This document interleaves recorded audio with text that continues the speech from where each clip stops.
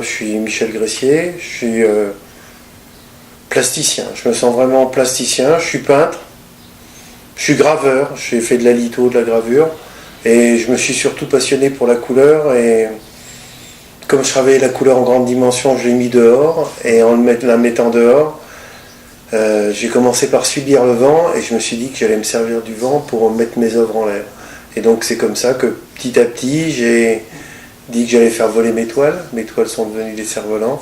Et un jour, j'ai senti le besoin de dire je mets mes toiles très très hautes, mais les gens ne se rendent pas compte que c'est moi au sol qui les mets. Donc j'ai commencé à travailler sur des pavois sur des éoliennes. Et les éoliennes m'ont conduit à travailler sur la musique du vent. Et je suis multiproduction et il n'y a qu'une seule chose qui relie tous ces boulots, c'est toujours la notion de l'espace et de la couleur. Et aussi, je fais des installations et la couleur, je la travaille en mettant la couleur dans l'espace. Et ce qui m'intéresse, c'est l'usure de la couleur, la dilution, la manière dont la couleur s'altère, de la manière dont on l'aperçoit en fonction de la distance, de l'environnement dans lequel on le situe.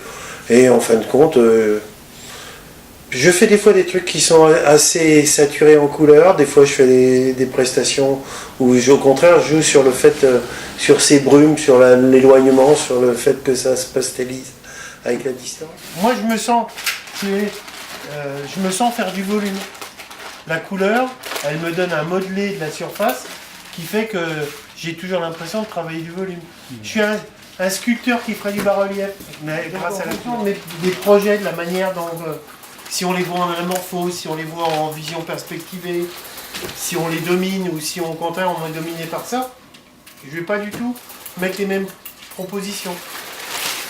Par contre, de faire croire que mes pavois ont du volume, que mes éoliennes, elles sont structurées et épaisses, le fait d'ombrer mes tissus, de mettre de la lumière, de revenir faire des dégradés, de mettre des matières dedans, c'est vachement important. Il y a des points d'être déraisonnable. J'ai jamais eu la volonté de couvrir le ciel.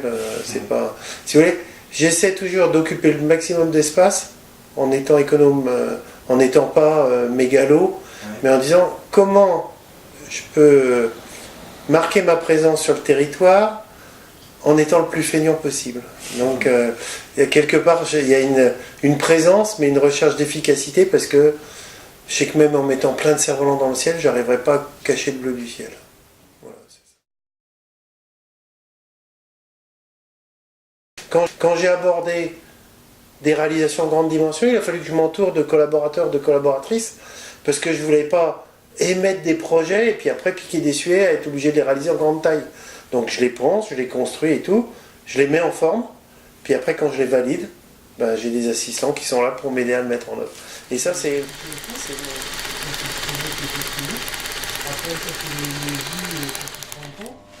puis après, oui, entre l'idée et puis la réalisation, il y a plein de... Sur une palle comme ça, il y a en coloration, en peinture, mais t'as plus de 50 opérations pour faire une palle. Toi, les gens ne se rendent pas compte. J'essaie d'expliquer à mes collaborateurs la démarche, mais je leur donne pas des maquettes finies où l'exécution, ce serait que de la réalisation comme ça. Donc il y a un travail d'équipe. Il y a un travail d'équipe et puis moi j'essaie de pas trop leur en dire pour que mes collaborateurs en cours de réalisation, j'arrive à les étonner et quand je fais l'installation finale qu'ils n'auront jamais vue, parce que étant donné l'échelle à laquelle on travaille, il n'y a que moi qui ai la perception du projet. Et quand il est installé complètement. Voilà, donc même eux, j'essaie de les surprendre le jour de l'installation. Je veux qu'ils aient une certaine fierté quand on a fini d'installer le travail. Et ce que je leur dis toujours, moi mes projets, avant de vous dire ce qu'ils sont, vous savez qu'ils sont immenses dans ma tête, grands dans l'atelier et petits dans le ciel. Vous voyez, c'est tout de suite, et je leur essaie de leur dire ça tout le temps. C'est que s'il y a une peinture finie comme une installation de 800 mètres carrés de pavois, c'est quand je reviens et que je me dis tiens, ça me donne envie de faire ça. Ça c'est déjà la genèse du projet d'après, quoi. C'est un projet fini, et pour moi fini parce que réalisé, mais il n'est jamais fini parce qu'il me permet d'aborder le suivant. Et tant que j'aurai cette envie, tant que j'aurai ce moteur-là, je poursuivrai. Et même, je m'étais dit, tiens, je vais avoir fait le tour du fait de peindre sur des cerfs-volants. Peut-être qu'un jour, j'en aurai une lassitude.